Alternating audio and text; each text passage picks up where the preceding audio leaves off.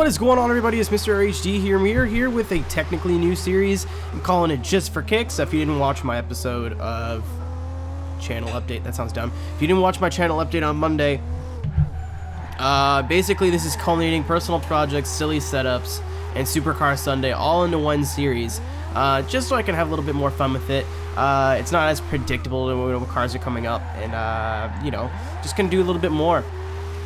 So this first car was definitely going to get put out this week in some sort of way, shape, or form. I just wasn't sure how I was going to do it until, you know, I decided on this series. Just basically, again, just to simplify everything and not have like 3 or 4 series that are all identical but with different names in the same format. So, this is the 90-something, I'm not sure what year it is, actually. I believe it's 98. Yeah, it's 98. Toyota Supra Fast and the Furious Edition, or the TRD, or, you know, whatever you want to call it. If you don't already know, this car was featured in the once free but now not free DLC / expansion for the Fast and Furious for Forza Horizon 2. At least on Xbox One, they then released a car pack consisting of the cars that were in the expansion, and this was the free car, thank goodness. And you may be wondering why this is on an episode of Just for Kicks. You know, it is a Supra. Supras are fairly, you know, decent drift cars. There's not really anything surprising here. This has 1,500 horsepower. Yeah, let that sink in. Usually, this car needs about 500 horsepower to be competent and good. So it's got triple the power that it needs. Yeah. So what I did with this, because you know, as soon as I heard about it, I was like, I need to make a 1,500 horsepower car. You know, 1,000 horsepower, 900 horsepower is one thing, but when you have a car that's got like 500 more horsepower than any other car in the game, and it's a Supra, I had to try it. And honestly, this thing is a goddamn laugh riot. Now, I know I usually frown upon like, oh man, you don't need it that much horsepower, but it's fun, especially with this, because it's a competent chassis. It's not like a dumb S15 with really small rear tires that you're running 900 horsepower on. This car has 345s in the rear, and if it wasn't for the amount of power that it has, it would suck. So I feel like, not Turn 10, but Playground, we're smart with the upgrades that included with this car. Like, this car is so much fun, and it feels like it has 1,500 horsepower, I'm not gonna lie to you, but it doesn't feel like scary or like awful in any way. It's just like, this is fun. Like, this is super, super fast. You know, I always have enough power. Like, I've never picked this track before. I believe it's the Vitesse circuit at Cisteron. And I've never picked this track before because it's very high speed and it doesn't work for a lot of cars.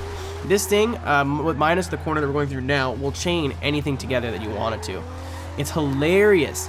It is so much fun. It's so stupid, but in the best way. It's so bad, but the badness makes it good, I guess. Just because there's so much power and it's so unnecessary and it's so silly. And it's so much fun. You know, I've been driving this car almost non-stop since I built it. Yeah, I know that kind of makes me a little bit of a hypocrite because I'm like, oh, you don't need that much horsepower. You don't need max builds. In this specific situation, I felt like it was necessary to at least give it a shot. And it is super fun for its own right. Like, there are cars that I have like a 240, I think, with 300 or 350 horsepower. That's fun because you have to thrash it in a certain way. This is fun because you can just kick the clutch, mat the gas, and go wherever you want to go, basically. It's its own form of fun. And this would welcome Cat. It was only a matter of time before he made an appearance. It's just silly, but in the best way. I don't know how else to describe it. I thought it was going to be so junk. I thought it was just going to be like so much power, and it is. You do have to mess around with the gears a lot. I do have a weird setup on this car. There's a lot of front camber. I usually don't run more than like -3 in the front, and this has got -5 on it. And it's got really low rear tire pressure. I think I'm almost at 20 PSI. And it's just all really, really strange. If you've seen any other of my setups, and the setup should have been at the front of this video. Also, because I completely forgot and I haven't made one of these videos in a long time, the song that we used was called SuperCharge. It was a Harrell remix by Harbinger, again supplied by Argofox Creative Commons. All the links are going to be in the description below if you want to check it out. So thank you guys very, very, very much for watching. I hope you like this new series. If you think of anything else goofy or silly, or maybe we'll just not, you know, that's breaking the molds a little bit, like a supercar or something like that, you know, let me know in this wow, that wasn't English, in the comments below. Thank you so much. Take care and have a great day. Hey, thank you so much for watching. If you liked the video, be sure to give it a thumbs up. If you want to see more of my videos, go ahead and click that subscribe button. I also have a Facebook and a Twitter. For those links, be sure to check out the description box below.